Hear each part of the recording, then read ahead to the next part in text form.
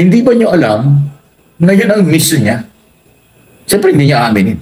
Sa akin pong interpretation at opinion, yun talaga ang dahilan kung bakit siya kinuha ni Pangulong Marcos. Hindi man siya opisyal tagapagsalita, pero siya ang magdidepensa, siya ang magtatanggol. Kasama dyan ang banat. Laban sa mga kritiko, fake news na gumagawa nito. At yung mga sobrang mapanlait, sobrang magmura, sobra lahat ng sobra. Ang lahat ng sobra, kakalusin na. Ang lahat ng sobra, may katapat na. Lahat ng sobra sa loob ng 2 taon at kalahati, si Attorney Claire Castro ang pantapat. Kasi alam mo, nag-scan ako kahapon, ngayon maghapon ito ng mga comments, kaliwat kanan, mga vloggers, sa media organization. Sa lihiti mo mga media, walang nasyak, walang nagulat.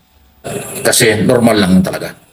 Ang nagulat lang at may batikos pa, bumanat pa talaga sila, ay yung mga identified Duterte vloggers. Kasama ng Duterte Camp, Duterte Team. Na may batikos pa dahil bakit daw nagpunta sa gobyerno, bakit daw kararating lang, bumanat nga. Ang hindi niya naintindihan. Yan ang talagang purpose niyan. Kasi sa dami na po ng 3 na yung cabinet secretary ng Presidential Communication Office, pang-4 na si Secretary J. Ruiz. Yung nakaraan 3, wala ka namang ganong narinig eh. Halos hindi ka sila nagsasalita eh.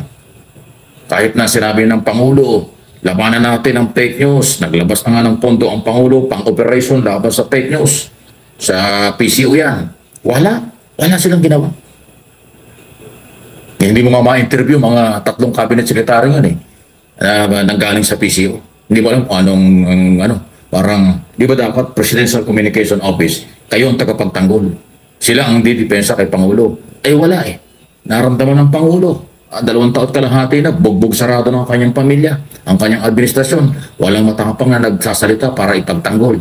Mabuti na lang at mayroong mga volunteer na mga vloggers, kasama na itong aking mga channel, na tumutulong kay Pangulong Marcos at ibinabalita natin ang tamang ginagawa ng gobyerno. Pero hindi naman natin talaga pwedeng 100% ay ating may pagtanggol ang lahat ng ginagawa ng Pangulo kasi hindi naman tayo taga-gobyerno. Ang mga vloggers ay voluntary lang yan. Wala namang kita ang mga vloggers na sa gobyerno.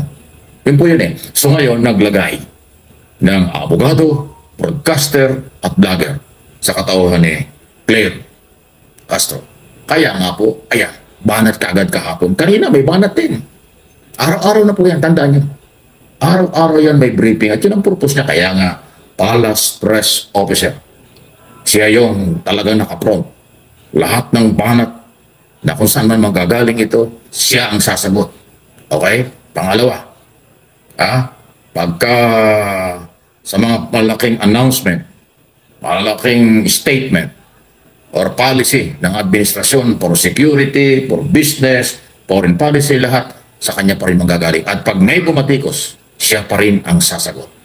Kaya kayong mga nasanay ng 2 taon kalahating puro banat ang ginagawa kay Pangulong Marcos, kaya kayo nagugulat dahil meron lang sumasagot sa inyo. At kayo ay hindi makakapagkaila, lalo na yung mga vlogger na kakampi ng Duterte. Kasi itong si Claire ay vlogger din. Alam niya kung paano gumawa ng fake news, paano mag-content ng paninira, paano mag-content ng pananakot sa taong bayan at sa gobyerno. Kasi hindi man niya ginagawa yon, pero nababasa niyan, alam niya, kasi siya ay broadcaster na vlogger din. Yun po yung malaking pagkakaiba. Pag lihitimo kang broadcaster, tapos vlogger ka, alam mo kung ano ang ginagawa mo. Pero kung walang background sa pagiging media, lihitimong media, biglang naging vlogger na lang, tanda nyo, puro sabit yan. Nandiyan si Gerald Torre, kakasuhan kayo. Uhulihin kayo. Ayan. So, maraming mananagot. Maraming mabubuko. Kaya, magbago na kayo. Tumulong na lang kayo sa gobyerno. Hindi yan harassment. Hindi yan harassment. Hindi rin yan martial law. Yan ay rule of law. Mabuti nga, rule of law. Nung panahon ni Duterte, puro tukhang, di ba? Patay dito, patay doon. Walang investigasyon. Kaya ngayon, dami niyang kaso. Kay Pangulong Marcos, walang human rights violation. iimbestigahan, pag may ebidensya, kakasuhan kayo. Then magpaliwanag kayo sa korte.